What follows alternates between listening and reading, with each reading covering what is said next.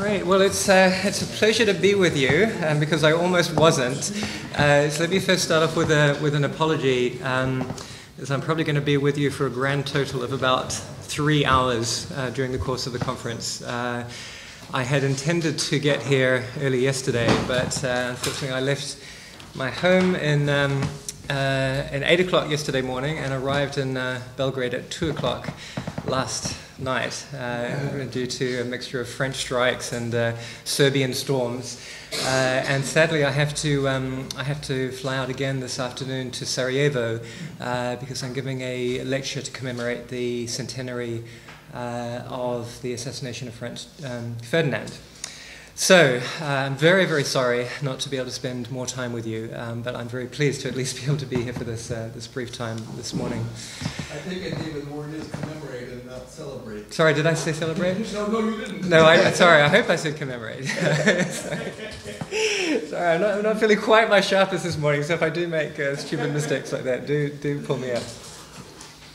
So, I thought, because it's early, that we might start this session with a little game, if you're willing to humour me. But to make it a little bit more interesting, it's going to be a game that we're going to play with real money. So I have here a nice, shiny €50 note. And I will sell this €50 note to the highest bidder in the room here today. Okay? Great deal, right? But in order to protect my interests a little bit, we're going to conduct this sale under the rules of what economists call a senior auction. Now, a senior auction has a number of features. It has 4 rules, to be precise. So the first rule is that the €50 only gets sold if there are at least 2 participating bidders in the sale.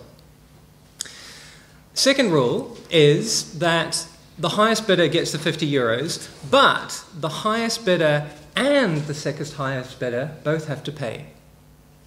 Third rule is that there can be no communication between bidders, either implicit or explicit, before or during the auction. And the fourth rule is that bids will go up in increments of €5. All right, got it? Highest bidder gets the €50 at whatever price is agreed. Highest and second highest pay. No communication between bidders, and bids go at increments of €5. So who will start me with the first bid for €50? How about €5? All right, we have one bid for 5. He'll give me 10. We have 10 on the table. 25, very good. He'll give me 30. 30, there we go, very good. Who will give me 40? He's already making money.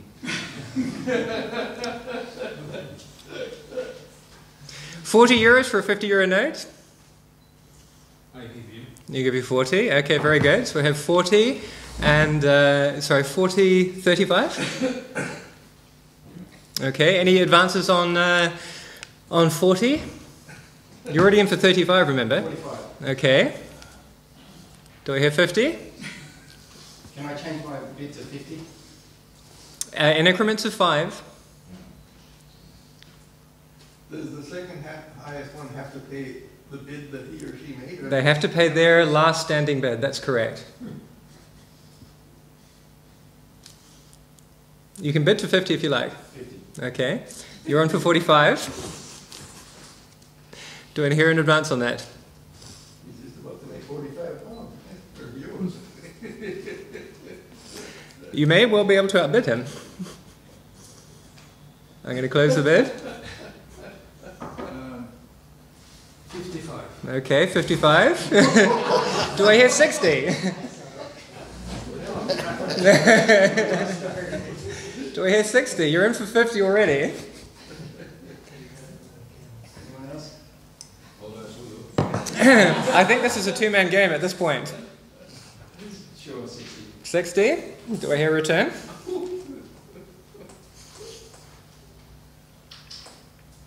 I stated my price. Okay. Price. So we're going to close the auction. Closing once, closing twice. €65 here. 65 and 60. Is that? 60. 60 and 55. No advances on that? No. Okay. Very good. Well, let me say, you guys got off cheaply. And I'll take it that rather than paying me in cash, I can leave it to the two of you to take your 105 euros and take everybody out for a drink after the conference today. So now this is very interesting, right? How is it that two highly intelligent, rational people ended up paying more than 50 euros for an entirely transparently valued item, such as a 50 euro note? And what does any of this have to do with the ethics of war and the issues of victory in war? Well, I think what's very interesting about this situation, the senior auction, is that it's an example of what I call a rational trap. Right? It's an example of a situation of competitive escalation where both sides have committed something. Both sides have now committed costs. And the issue is whether they can recoup or mitigate those costs, because only one can actually get the prize that will mitigate the commitments that both sides have put. Now, what's interesting about that for people who are interested in thinking about war is that it looks a lot like the competitive dynamics of warfare. So in a war, both sides have to commit very, very substantial costs to the endeavor, but only one side can get the prize that will mitigate or make worthwhile those costs. In fact, war is in one respect even more rationally self-defeating than the senior auction, in the sense that in war, it's often the case that neither side achieves its strategic objective. So there may well be no 50 euro note that will mitigate even the sunk costs that a participant has already played in it. But it's a particular kind of trap that's, as it were, a rational trap, because once you've committed, once you've bid 40 euros or 50 euros or even 60 euros, it can be rational to double down and bid another 5 euros for the chance of mitigating the loss that you've made, even though you can never come out ahead at that point. So I think it's a very, very interesting, as it were, analog or parallel to the dynamics that happen within warfare. Because of it's a situation of, as it were, competitive, escalating competition, like the senior auction, you can end up in the situation of rational entrapment. And one of the themes that I want to put to you through this talk is that when you're faced with situations of entrapment like that, very often the only good way of getting out of them is to make sure that you don't get in the first place, right? Because once you're in that situation, it's extremely difficult to stop. As I say, you guys were lucky to get away with the losses you did. I've seen senior auctions like this run up into the hundreds of dollars for a $50 or $100 note. I think the record was somebody auctioned a $100 note for over $4,000, right? Now,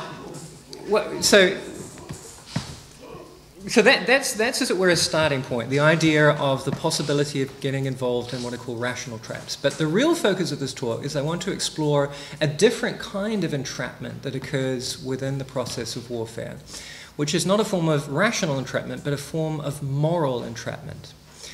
And what I mean by that is that there can be situations in which, once you have entered into a situation of conflict, there can be moral reasons, genuine moral reasons, to continue with that conflict, even though the conflict taken as a whole is unjust and ought never have been commenced to start out with. So once you're in a process of war, just like in the senior auction, where it can become rational to bid on, even though once you've done it, it's pretty clear that you should never ever have gotten into it to start off with. In a similar way, there can be situations in which morally you ought never to have entered the war, but once you've entered the war, you have genuine moral reasons to continue that war. And I want to say that these features often have the features of a dilemma. In other words, they have the features in which you are morally permitted or required to do something or to continue with something that, all things considered and in toto, is unjust and impermissible. Okay, so those are the ideas that I want to explain. And I want to explain that with, in connection to two kinds of dilemmas that I think occur within war. And I should say that I think that both of these dilemmas are very, very important factors of the newly emerging field of just war theory, which I call jus terminatio, and Darrell Mollendorf, who wrote more or less at the same time, calls jus ex bello. So in other words, these are the set of considerations that have to do not with the starting of war, jus ad bellum, not with the conduct of war, jus in bello, but with the considerations of when and how one ought to exit war or terminate war, in my understanding of it. So the first set of dilemmas that I want to talk about have to do with the role played by emerging costs in the course of a war. So typically, a war will start because one party feels that certain of its rights have been threatened. Presumably, if it's a just cause, certain rights have been threatened unjustly. And they do something of a proportionality calculation. So they say, our rights, say, to a certain piece of territory have been threatened by the aggressor. And if they are thinking appropriately about the morality of war, they'll say, well, is it proportionate to inflict the foreseeable harms that the war to defend that territory would inflict? Is that proportional to the rights that are under threat? And if it is, they proceed and they engage in a defensive war. Okay? That's how roughly we understand jus ad bellum reasoning to go. But a very interesting thing happens as soon as you enter into a situation of war. Right? So you went to war in order to defend a certain piece of territory, let's say. But now you're in war, you're fighting not only for that piece of territory, you're fighting for something else. You're fighting to avoid defeat. Now, that risk of defeat is a cost, a moral cost, that wasn't present before you entered a state of war. Why not? Well, because logically, defeat can only occur when you're in a state of war, and the state of war doesn't commence until you commence resistance, right?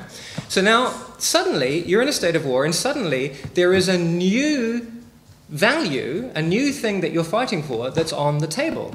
And there's a very interesting text was written by a pair of American historians, and they analyzed essentially every major war that the US had fought, from the War of Independence through to the 2003 war in Iraq. And their overriding conclusion was that very often, what happened with these wars is that a war that started off for something big, like defending against aggression or defending democracy, ended up essentially just being a war to avoid defeat. A transition occurred over time. So not only does this become an important war aim, in many cases it becomes the overriding war aim. So now, the question that I want to pose to you is this, right? So you started off a war to defend territory, and you made an assessment that the likely costs of the war were worth inflicting a certain amount of harm. Let's call that harm X, right? And now you get into the war, and you realize that you're not only facing a threat to your territory, but you're facing all of these additional costs, which are the costs of being defeated. Now the question is, are you entitled to engage in defensive acts that would inflict collateral harm that's proportionate not only to the value of the territory that you're defending, but to the value of the territory plus the value of these other goods, which is avoiding the defeat? Right? That's the question. Let's call the proportionate harms associated with avoiding defeat Y. Right? So you've got the harms that would be proportionate to defending the territory, X, and then these are the harms that are proportionate to these additional goods, avoiding defeat, Y. Now the question is, are you now entitled to inflict harm of X plus Y, right? And there are many other examples of this as well. So let's say that you started off a war to defend territory and you resist the unjust aggressors, and the aggressors get very frustrated at your resistance, and so they start killing civilians. It was never their intention to kill civilians, but they find themselves bogged down in this war, which they're not doing very well at, so they start massacring civilians. And here again, you have a similar question here, right? You started a war to defend territory. You made your proportionality calculation on that basis. You weren't at that point expecting people to kill civilians. But now the enemy's in your territory and they're killing all these civilians. So the question is, are you now entitled to inflict harm at the level of X plus Y? And if you are, how is it that you got this additional moral permission to inflict an additional element of proportionate harm simply by the fact of entering into a state of war, at least in the terms of the risk of defeat? How does that occur? Right? Well, what I want to say about situations like this is that we need to import the lesson that we learned from the senior auction to some extent. And that is that what we need to do here is to realize that foreseeable additional harms that will occur during the course of the war need to be factored in to our antebellum proportionality calculations, right? So obviously what you need to do is before you enter the war, you need to be sure that the likely cost of the war, that the goods that you're defending, the territory in our example, are sufficiently great to make proportionate not only the costs of defending against that territory, but also the expansion of your warfighting permissions that will occur for these foreseeable new costs that will emerge during the course of the war, right? So to use an accounting metaphor, what we need to do is we need to make a contingency for our ad bellum proportionality calculations, right? So that to me is an interesting point because that's not typically the way that we think about proportionality, right? We say a certain set of rights are threatened, and those rights are sufficiently important to make proportionate the costs of defending those. But we don't explicitly build in the contingency to say, but as soon as we enter into a state of war, more will be on the table than simply the defense of that territory. We'll also be fighting to defend defeat. Maybe the aggressor will start to increase his campaign by killing civilians, and then we will have a moral justification to fight against that. And because of that, we need to factor in the increase in proportionality, the increase in our war fighting capabilities that will occur then, back into the ad bellum consideration. So the first conclusion that I want to draw from that process is to say that we need to think about ad bellum proportionality in a much more stringent way than we have tended to do in the past. And we have to do that by explicitly building in those contingency factors, by thinking about the emerging costs that we'll have a justification to fight against in the course of a war. That seems to me the right way to deal with that. And the conclusion I draw from that is that one of the most interesting and important aspects of jus terminatio, right, the ethics of ending war, is the way that it interacts with jus ad bellum, the ethics of entering the war. So that there needs to be, as it were, some communication and contact between those two. So all of that seems well and good, right? You could have avoided the problem if you had thought more carefully about the emergence of costs in the course of the war, just as you could have avoided getting into this awful competitive situation in the senior auction if you'd thought ahead about this, about the likelihood of being involved in that rational trap. But let's say that you didn't, right? Let's say that you didn't. So you're a state, your territory is threatened by an aggressor. You should have done this contingency process with the ad bellum proportionality calculation, right? So you should have factored in the risks of massacres to civilians and the risk of defeat. But you didn't do that. So now you find yourself in a war, and these new threats emerge, and the only way for you to defend against them is to engage in acts that would be disproportionate to the value of the territorial rights that you were seeking to defend, right? That's the situation you're in. And there's no real way around that, right? You're in a situation where if you are to fulfill the war aims, the war as a whole will be disproportionate. It will therefore be wrongful. But the question is, what ought you to do, right? You should never have entered the war, but here you are, you're in the war, you're fighting against these aggressors, and these aggressors are murdering your civilians. What should you do, right? It seems too hard just to say, well, you're in a disproportionate war, you should just give up and go home. Because your civilians are now being murdered by these, let's remember, unjust aggressors. So the question is, what ought you to do, right? Now, what I want to say here is that this is an example of a very, very characteristic form of dilemma that occurs very frequently within war, but also in many other situations in which people wrongly enter into ongoing activities that are wrong for a number of reasons. What I want to do is try and spell out the nature and implications of this dilemma. And I call this dilemma the sunk costs dilemma. And the sunk cost dilemma has two different variants that I'll explain. The first variant is what I call the first is the aggravation variant, and the second is the mitigation variant. So let me begin by explaining the idea of the sunk cost dilemma with a kind of fanciful example. So let's say that I invite you over for tea to my apartment. My apartment is on the 12th floor of an apartment block. And I'm kind of a bit of a trickster, and I think it would be fun to take you and dangle you out my 12th floor apartment window by the ankles. And understandably, you don't think that that's particularly amusing, and you start kicking and screaming and telling me to bring you in. And I kind of realize I'm being a bit of a jerk. But at that point, I realize that I can't actually get you back through the window. I'm not strong enough to do it. And I'm going to have to hope that I can hold on for the next half an hour until my flatmate comes home so that he can help get you back in. So I'm now standing there, right, dangling you out the window. And it's pretty clear that I'm doing something pretty wrong by doing that, right? I'm dangling you out the window against your will. And the longer that I dangle you, the worse it is, right? Dangling for longer is clearly worse than dangling for shorter. So I'm doing something wrongful. But at the same time, the one thing that I morally ought not to do is to let go, right? So now I'm in a very interesting situation. I'm doing something, dangling you out the window against your will, which is clearly wrongful, something I ought not to be doing, but I'm morally required to do it, right? So how do we make sense of that? That's a very peculiar situation. How do we make sense of my moral status at that point? What I want to say is that this is the aggravation version of the sunk cost dilemma. The analysis is essentially this.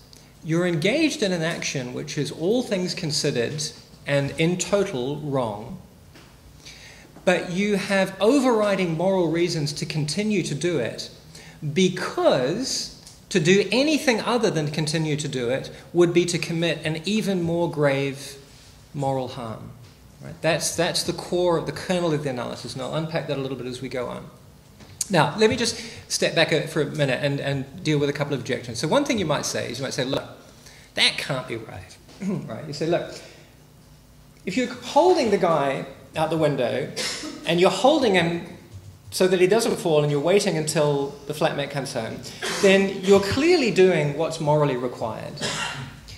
And if you're doing what's morally required, then it has to be the case that you're doing what's morally permitted. So it must be the case that at least during the period after the epiphany, right, when you're really trying to save him right there, it has to be that after that time you're doing something that is permissible. You can't be the case that you're doing something that's wrongful. That might be your thought, right? Well, that sounds plausible, but it can't be right. It can't be right for this reason. It's clearly the case that the continued period of dangling, even after you have the epiphany, contributes to your wrongdoing and contributes indeed to your culpability. So think about this. So let's say that you live within a legal regime in which dangling people out the window is an offence, but it's a differentiated offence. So the longer you dangle, the more serious the offence. So in fact, there are two offences. There is dangling for 15 minutes or less and dangling for 15 minutes or longer. So let's say I dangled you for 5 minutes until I had my epiphany, realised that I shouldn't be doing that, and now I'm just holding on so that you don't fall. So I dangle you for 5 minutes until my epiphany, and then for an additional 25 minutes until the flatmate comes home. So the question now is, which offence am I liable to? Dangling for 15 minutes or less, or dangling for 15 minutes or more? Now, the answer is clearly you're liable for 15 minutes or more of dangling, because you are wrongfully inflicting harm during a period for longer than 15 minutes. The fact that your motivation and your intention changed 5 minutes into that is really irrelevant to that. Now, if you don't believe that, here are some other ways of thinking about it.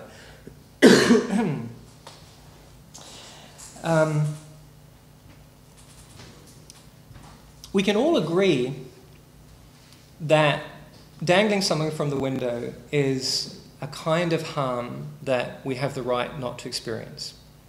So if I dangle you from the window, I'm clearly doing something that you have the right that I not do to you. Now, the question is, if the presumption is that it's a wrongful action, what could count against that and make that action permissible? Well, obviously, the suggestion you're going to make is that after the 5-minute period, holding on is the only way to save my life. But I'm responsible for that fact, right? I am morally responsible for the fact that it is the case that continuing to hold you out the window is the only way to save your life. And because of that, I can't then benefit from the fact of that to claim a mitigating condition. And I think that follows from the very, very basic principle that no person should be permitted to benefit from their own wrongdoing.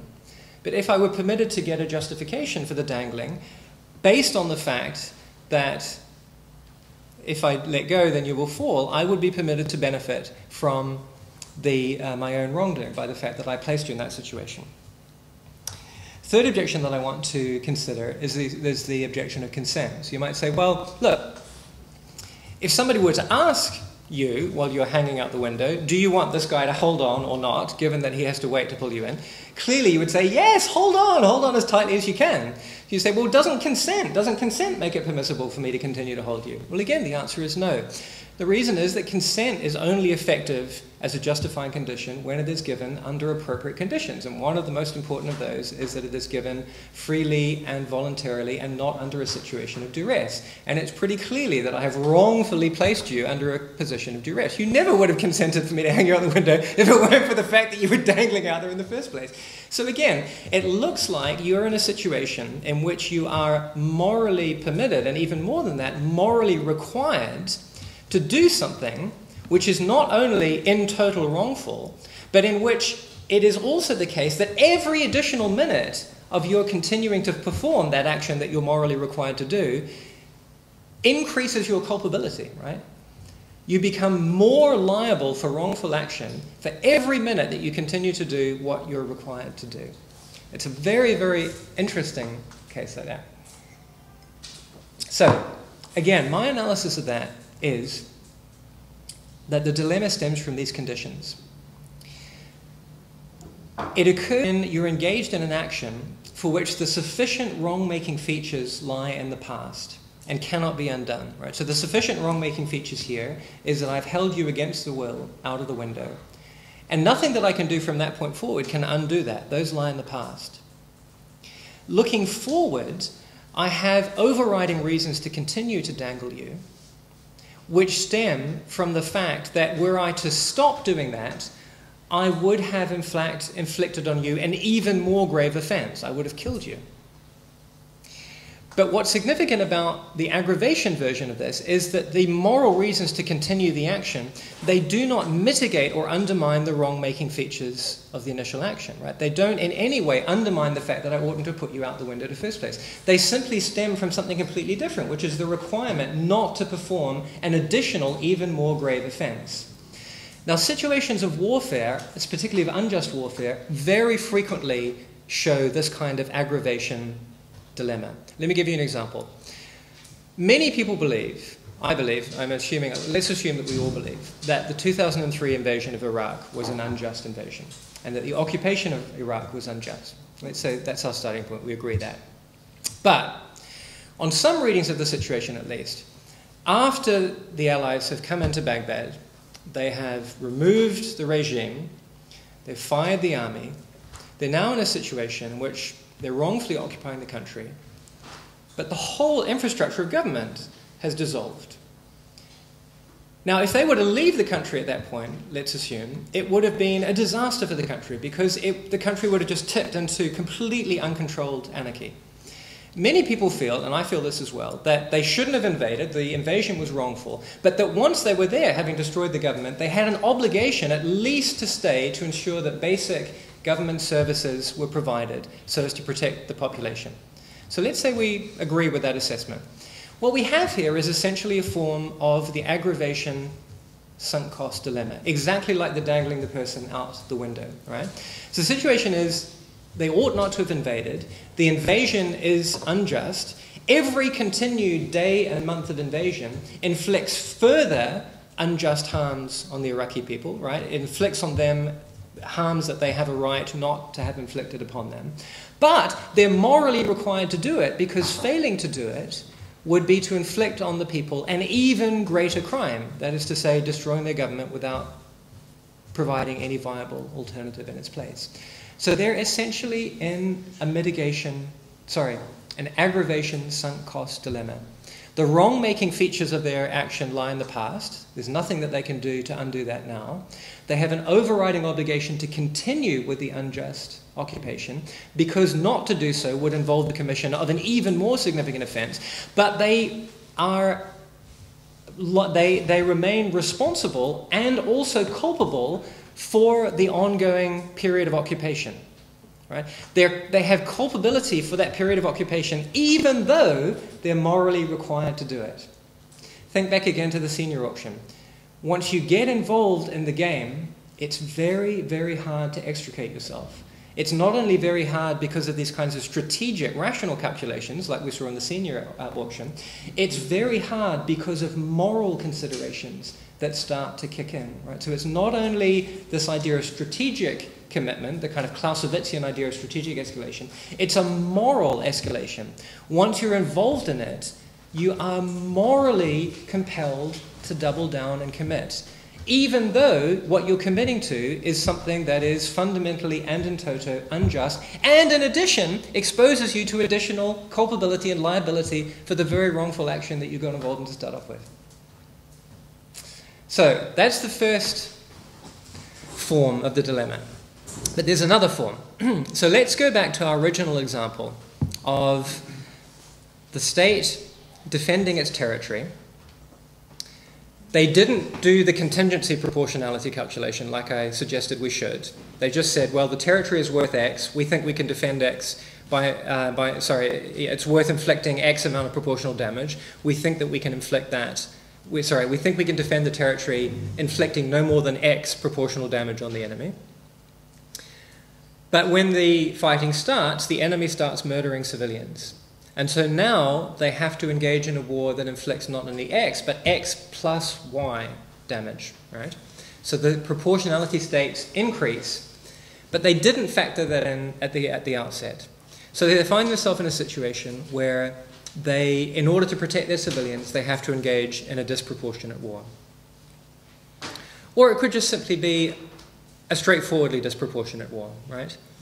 You can imagine, if it helps, you can imagine the situation of a change of government, right? So imagine the situation of President Obama. You have to think of it in kind of slightly idealized forms. But he gets elected president. He inherits a war. The war is disproportionate in toto. Nothing that he can do will make that war proportionate, but he's got to decide whether to continue the war or to get out. And let's say that he does a review of the situation, and the review says, well, if you stayed, you could meet the war aims with an additional cost that would be at least proportionate to those war aims. It won't make the war as a whole proportionate because of all of these sunk costs, but it will at least achieve the aims in by inflicting only costs that are sufficiently small that they're proportionate to those aims on a forward-looking basis. The question here is, what should you do? Well, again, this is our familiar friend, the sunk cost dilemma, right? You're in a situation where you're engaged in an ongoing collective enterprise that in total is unjust, right? And the wrong-making features of that enterprise lie in the past, right? So much harm has been inflicted now that the war will be disproportionate whatever happens, whether you achieve the war aims or not, right? So the war is disproportionate. The whole shebang is unjust for that reason, and it should never have been started. But there you are, you're in the middle of it, and you've got to decide whether to continue or to get out. And on a forward-looking basis, all the assessments say the proportionality calculations looking forward, right, ignoring the sunk costs, look positive. Now, what I think we need to say here is that you're in a sunk cost dilemma. It has the same form as the version we saw before, in the sense that you have a moral reason to continue with an ongoing course of action that in total is wrongful and ought never to have been started. But the difference is, with these variants, that by continuing, you do not aggravate the harm, but you rather mitigate it, right? So if the reason that the war is unjust is that it's disproportionate, and if by continuing with that unjust war, you will tip the balance of harm versus good, you will make the war a little bit less disproportionate, right? You won't make it proportionate now, you won't make it justified, but you'll make it a little bit less disproportionate. So the contrast is just this. In the first version, by doing what you're morally required to do, you aggravate the offense. In this version of it, by doing what you're required to do, you do not aggravate, but you rather mitigate the wrong-making features of the act. You don't eliminate them entirely, but you mitigate them. And what I want to say about situations like that is that by continuing in that course of action, you do not accrue further culpability for those actions, precisely because they mitigate the wrong-making features of the action. So President Obama, if he does the assessment, he's in that war, he morally is permitted to continue to fight a war, which is an unjust war, all things considered, we all agree on that. He's morally permitted to continue to fight an unjust war, but his actions do not aggravate the injustice of that war, rather they mitigate it.